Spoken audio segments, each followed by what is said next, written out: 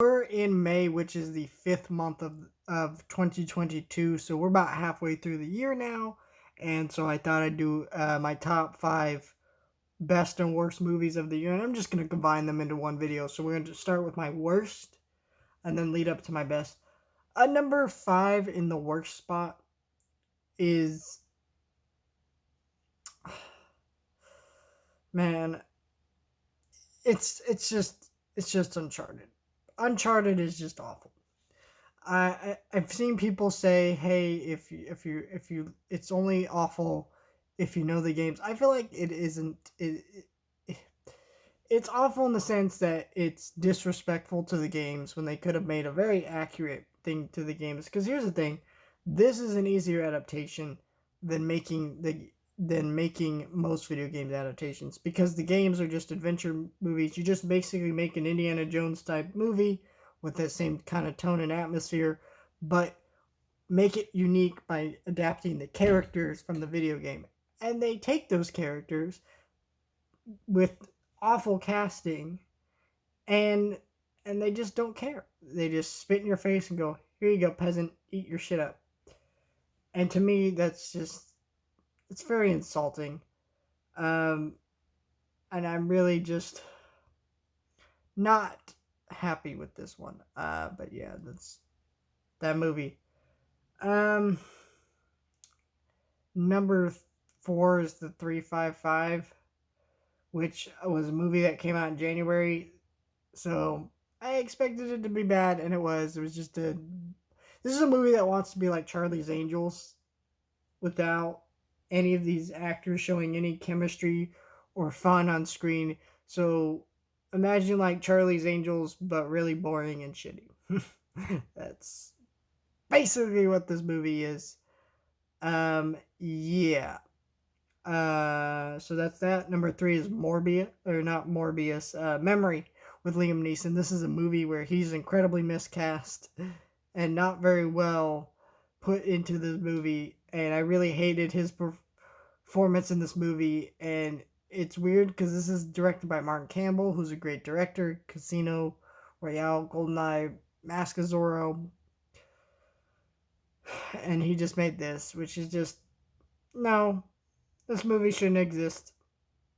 I don't understand why it does, and really Liam Neeson is at the point where he should be a drama actor, not an action star right now, and should or either do that or just retire, because no one wants to see a 70-year-old dude continue to be this action star where they have to cut around it and he can't do the stuff that he needs to do for these movies. It's just, he's like Bruce Willis at this point. He's a joke, and I don't understand why they keep casting him. So, number two is Dog.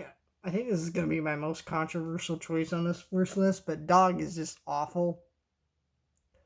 Like, I don't understand why this movie exists, because Dog is really stupid.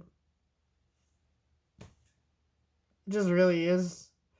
It's not because it's a generic dog movie. It's that the main character is an asshole, and I don't like watching him. And I get the point of the stories. He becomes better by the end, but that happens so late into the movie. It's not fun. And Channing Tatum was in a better movie. That honestly is so much of an improvement over that movie that I don't even want to give this movie any credit. So, yeah, number one is Morbius. So Morbius, I think, is the worst movie of, probably going to be on my worst of the year list, just for the simple fact that this movie, and it's not the number one worst movie. Yeah, right. We still have 5 more months, but I think this will be number one, because this movie not only was just a bad movie, it lied to its audience, said, "Hey, you're gonna get Spider-Man cameos." They tricked you, they lied to you, they cheated you, and you got a shitty movie in return. And it just really frustrating and anger-inducing, honestly, that studios have. I've just learned, hey, audience who love Marvel are so stupid and unintelligent that they'll watch a shitty movie like Morbius just to get a glimpse of some Spider-Man cameos. And it's just really sad because it worked. I know people are like, "Oh, it bombed." According to who? I don't know what you're talking about, but okay, sure. All right, before I get into my top 5 best movies of the year, I'm going to talk about my couple honorable mentions. The Lost City. Lost City isn't a great movie. I it's just a fun movie, so I just thought I'd mention it because it's kind of underrated a little bit this year. Um, we got The Cursed, pretty good movie, but I think if The Northman hadn't come out, I guess spoilers for the rest of the video, I would have put The Cursed on the list, but and Doctor Strange, I guess, but I'm not gonna put Doctor Strange on this list. All right, let's get into top 5. My top 5 is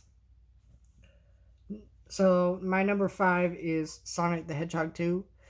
This movie was exactly everything I wanted it to be.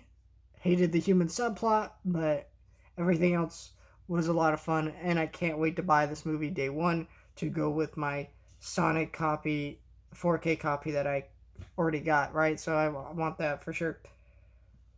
Number 4 is The Northman, which is a great movie and an incredible, amazing piece of filmmaking for director Robert Eggers. I can't wait to see what he does next. Fortunately, this film bombed, so I hope he goes back to making smaller indie movies because that's what I like from him better, anyways, to be honest. But this movie is great, though. So there's that. And then number 3 is Jackass Forever. It's exactly what I wanted it to be. I don't know what else to say. It's a Jackass movie. I saw it twice in theaters. It was a lot of fun. Jackass movies. A Jackass movie, cool. Next on the list is Scream, which Scream was a great time in the theater. Love the Scream franchise as a whole, and this just continues to be one of the best horror franchises, like Chucky, like Chucky. It's always had the same creators up until now, anyways. Wes Craven's passed away. He didn't make this one, but they've been able to keep it going in a way that always feels natural. I mean, there's a couple things in this movie that feel a little bit odd. Like, why do people in this movie have a landline still? Or, why do they not have cell phones in their house? They have, like, futuristic doors technology. But, whatever. It's still cool. I love Scream. Great movie, and I can't wait to rewatch this movie at home. I haven't done that yet. Number 1 is The Batman, though. It's honestly switched between this and Scream, but I'm just putting Batman because I saw this movie 3 times. It's gotten better every single rewatch, and I pre-ordered the 4K already. It's coming in the mail. I got that giant 10-inch Batman on my shelf behind me. Like, I'm ready to see the Batman again a 4th time. In fact, I wanted to see it a 4th time before I left my theater, but I wasn't able to. But because it's just 3 hours long, but I'll watch it again as soon as I get it in the mail on my birthday. So yeah, I mean, these are just my favorites. So